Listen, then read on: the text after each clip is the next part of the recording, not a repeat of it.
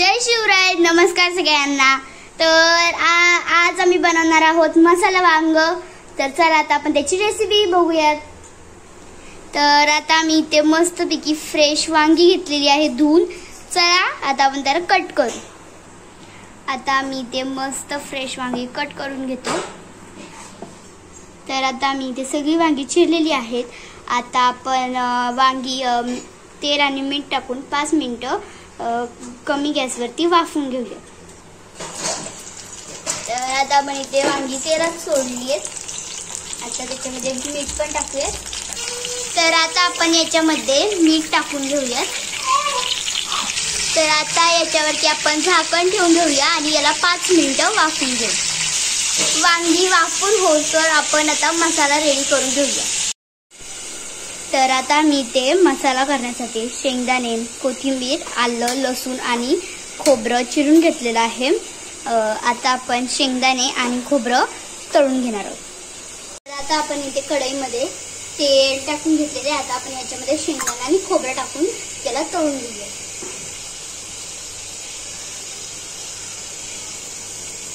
आता आपण खोबरं टाकलेले आहे, शेंगदाणे टाकू।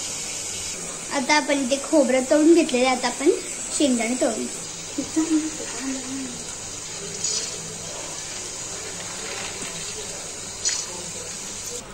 आता इथे शेंगदाणे आणि खोबरं दोन्ही आपण तळून घेतलेले। आता आपण हा सगळा मसाला मिक्सर मध्ये बारीक करून घेऊ। मगाशी आपण जे शेंगदाणे, खोबरं, लसूण ते सगळं जे करून घेतलं होतं आपण त्याचा मसाला रेडी केलाय। तर आता मी इथे काही सुके मसाले घेतले आहेत। हळद, मीठ, घरचा काळा मसाला, घरकुल मसाला, मिरची पावडर आणि गरम मसाला। आम्ही मगाशीच वांग वाफून घेताना मीठ टाकलं होतं, त्यामुळे आता मी इथे थोडंच मीठ घेतलेलं आहे। आता हे सगळे मसाले याच्यामध्ये आपण मिक्स करून घेऊया।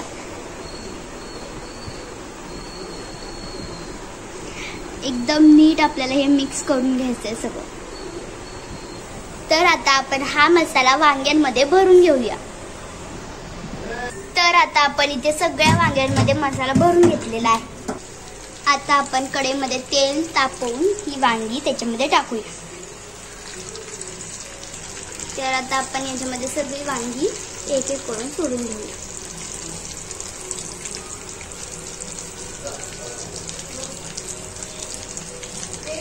आणि त्यानंतर आपल्याकडे जो शिल्लक राहिलेला मसाला होता तोही आपण त्याच्यामध्ये टाकून घ्यायचा। आता इथे आपण पाणी गरम करायला ठेवले। आता आपण ते वांग्यांमध्ये टाकून घेऊया।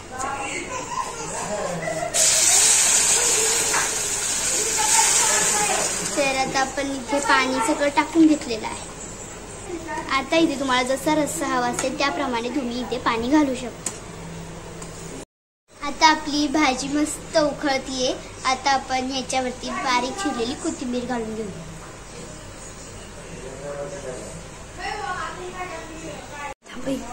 तर आता मी इथे मसाला वांगासोबत मस्तपैकी बाजरीची भाकरी करणार आहोत। ते खायला आपल्याला खूप छान लागतं। सो आपण आता करून घेऊयात।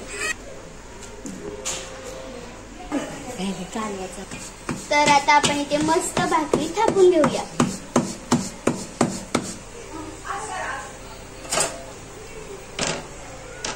तर आता आपण भाकरी तव्यावरती टाकलेली आहे। आता आपण त्याला पाणी लावून घेऊया। इथे आपली भाजी आणि भाकरी दोन्हीही रेडी आहे।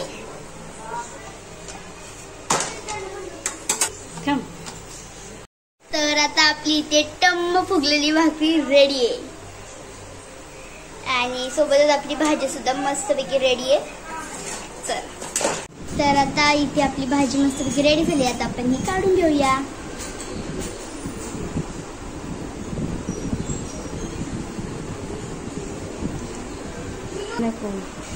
तर आता इथे ही आहे वांग्याची भाजी, भाकरी, काकडी, कांदा, कैरी आणि लिंबू। चला मग आता आपण टेस्ट करून बघूया।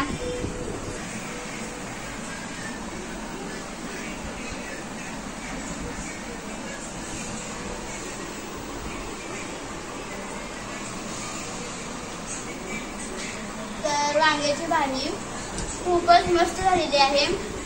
तुम्ही पण नक्की एकदा ट्राय करा आणि कशी झाली ते मला कमेंट मध्ये नक्की सांगा। तोपर्यंत बाय. तर आपण भेटूया पुढच्या व्लॉगमध्ये.